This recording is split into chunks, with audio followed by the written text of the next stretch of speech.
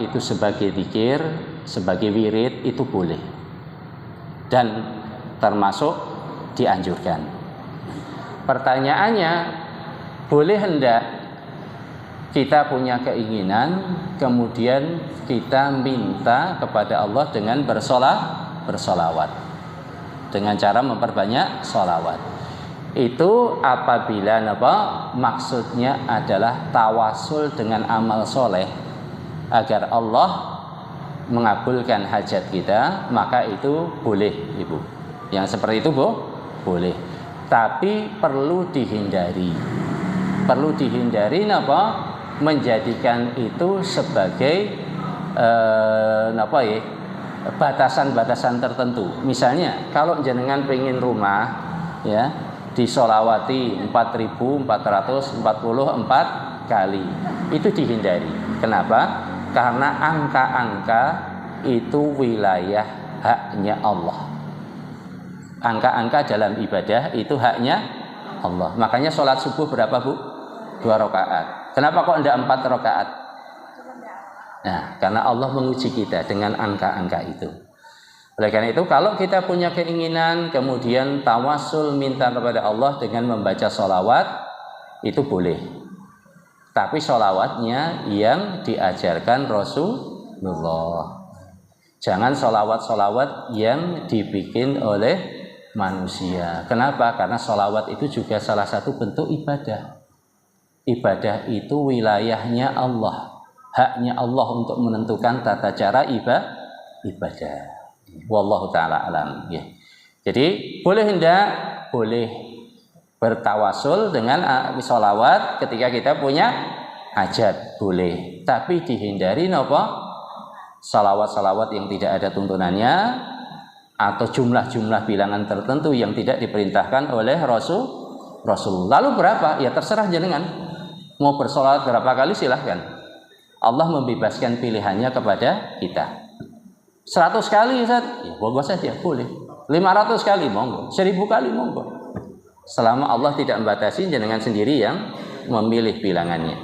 Selama tidak ada keyakinan yang tidak ada landasannya. Misalnya tadi, kalau pengen lancar jodohnya, setiap habis subuh sholawat 1000 kali. Nah, itu tidak boleh yang seperti itu. Tapi jenengan pengen jodoh, bertawasul dengan bersolawat kepada Rasulullah, minta sama Allah, boleh tidak? Boleh. Ya. Tapi dihindari itu tadi, hal-hal yang tidak ada tuntunannya. Kemudian tentang apa tadi, Bu? Pertanyaan yang kedua? Musibah yang dengan sedekah.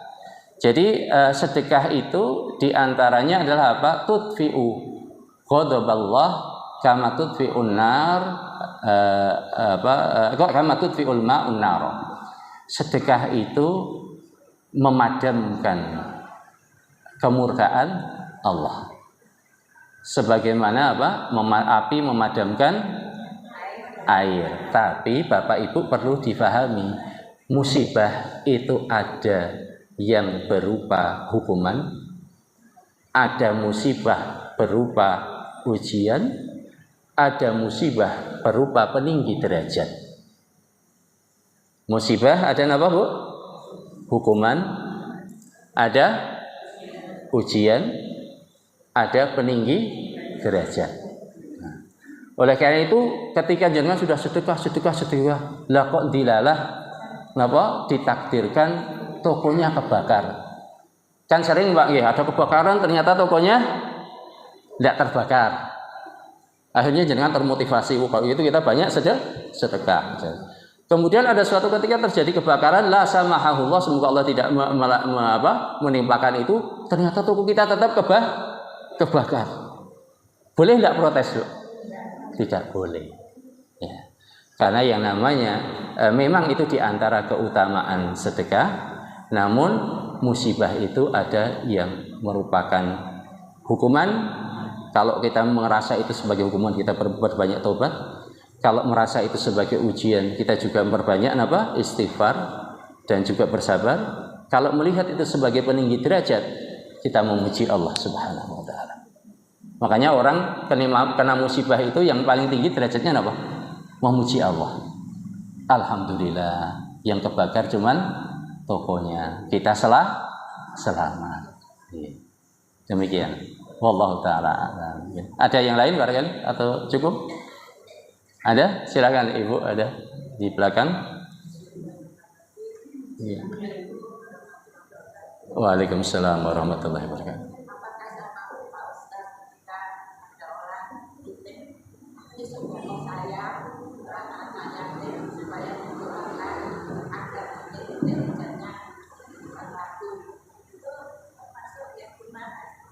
Iya.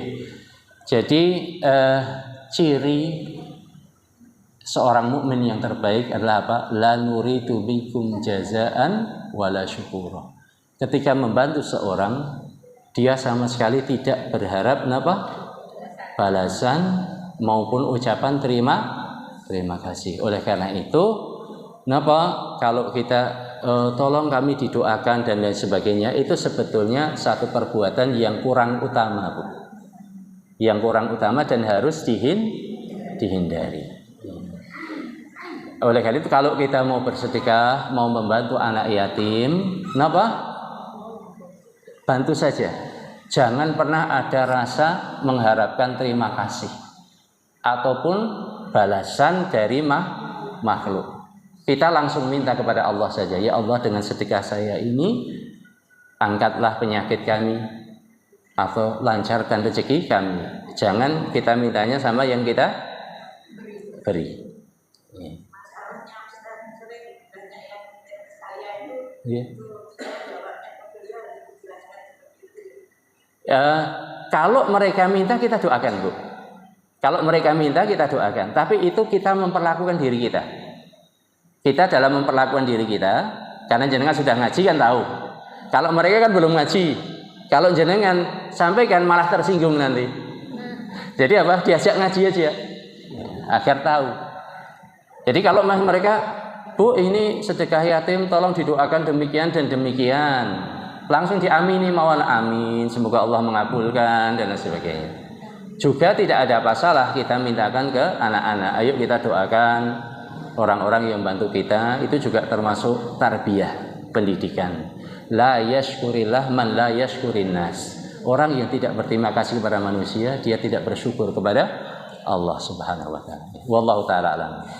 Ada Bu, mantap cekap? Oh, masih ada satu lagi. Ya, silakan Bu, di belakang, monggo. Waalaikumsalam warahmatullahi wabarakatuh.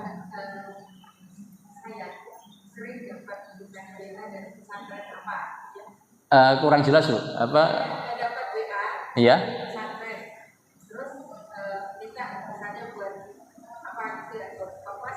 Iya, iya. Iya. Iya.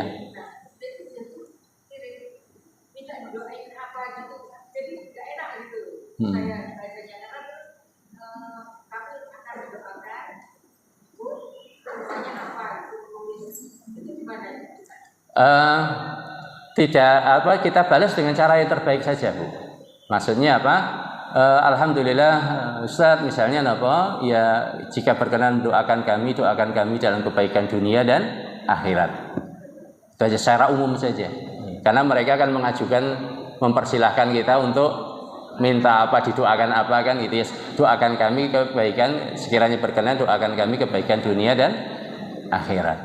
Itu sudah cukup. Ya sebagai bentuk penghargaan atas apresiasi mereka. Tidak perlu kita rinci sekali. Rincinya kita langsung kepada Allah. Ya Allah, dengan sedekah ini mohon kami inilah seperti itu misalnya. Ya, wallahu taala alam. Ya, cekap atau masih? Oh, masih lagi. Enggak silakan. Iya, enggak.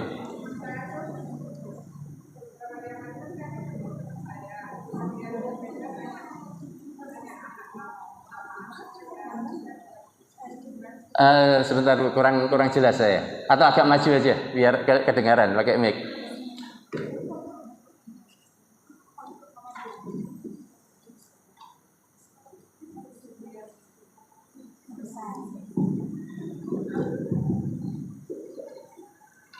Begini Pak Ustaz, beberapa yang lalu kan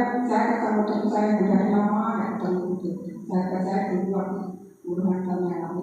Nah tiba-tiba tanya nama anakmu itu siapa gitu kan.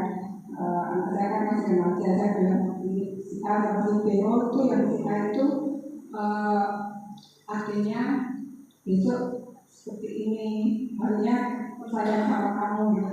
Itu dari nenek saya, mau percaya atau tidak terserah gitu kan. Nah si B itu nanti kebetulan itu ya dekat ini gitu kan. Nah yang jadi pertanyaan saya, tapi jadi seperti itu boleh enggak itu?